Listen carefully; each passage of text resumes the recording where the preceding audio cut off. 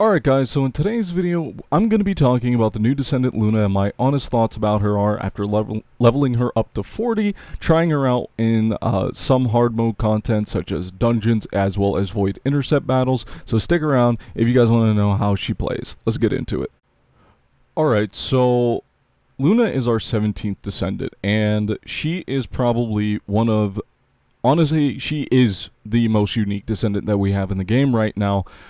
And after playing her, I definitely think that she is a much more advanced character just because of the stuff that you have to manage while you're, fighting a boss, while you're trying to dodge abilities, trying not to get hit.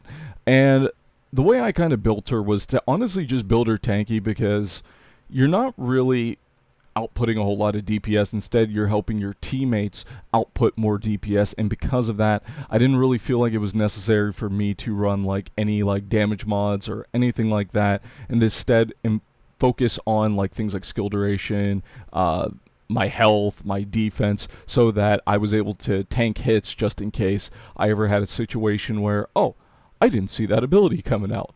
Well, good thing I'm super tanky, because otherwise that would have fucking killed me.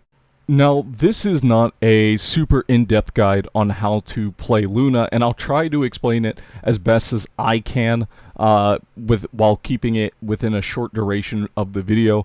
If you guys want to see a video that explains how to play Luna very well, I highly recommend watching the video by Lazar Gaming. He goes super in-depth on how to play Luna, and he does a way better job at explaining it than me, so I highly recommend you watch that video instead. So the way Luna works is Luna is our first Descendant that has her own Descendant specific weapon, at least from my knowledge. And so because of that, you're going to be spending most of your time in that kind of like that mode switch, I guess you could say. It's very similar to the Frenzy mode for Glay, where you switch from one kind of mode to another. Now, you can actually go out of this mode if you do not do things correctly. Unlike Glay, where if you get downed or anything like that, she'll automatically go out of her frenzied mode and you have to go back into it. So Luna has 3 abilities. The first ability is her first song.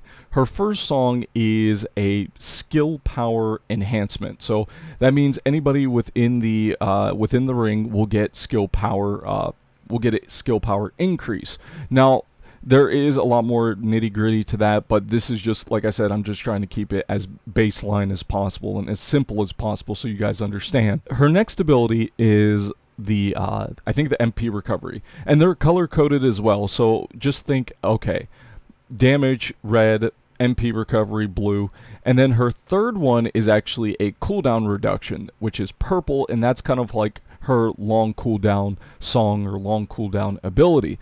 Now, the whole thing with Luna is that if you see on my screen, you can see the diamonds that are kind of going upwards. You have to basically shoot and time these with the diamond that is on your crosshair.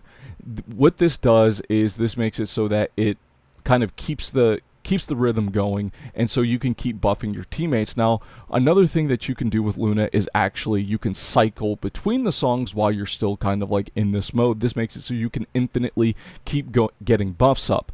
Now, where Luna is so advanced is she needs to have knowledge of what descendants that she's playing with and what effects that they're going to benefit from the most.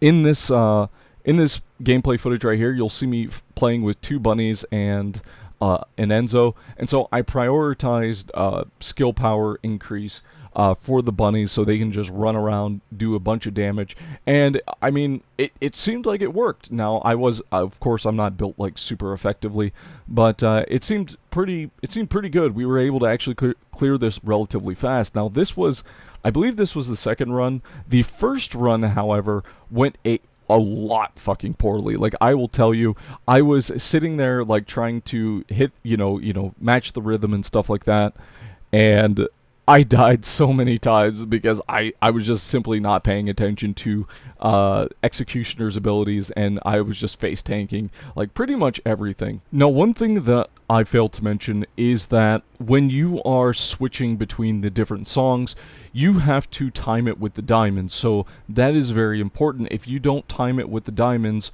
then not only is the cooldown for that specific song a lot longer, but also you don't switch over to the next song. So keep that in mind as well. Now, in terms of Luna's character design, I think she actually has a really good character design. She's very simple. She's also thick as a fucking biscuit. Like, holy goddamn. Like, I think she gives Bunny a run for her money in terms of the thick department, if you catch my drift. Extra thick! So to wrap things up, I think that Luna is a pretty good Descendant, honestly. I think she's unique. I think she's interesting. I think having a Descendant that has a high skill gap is very important for the game.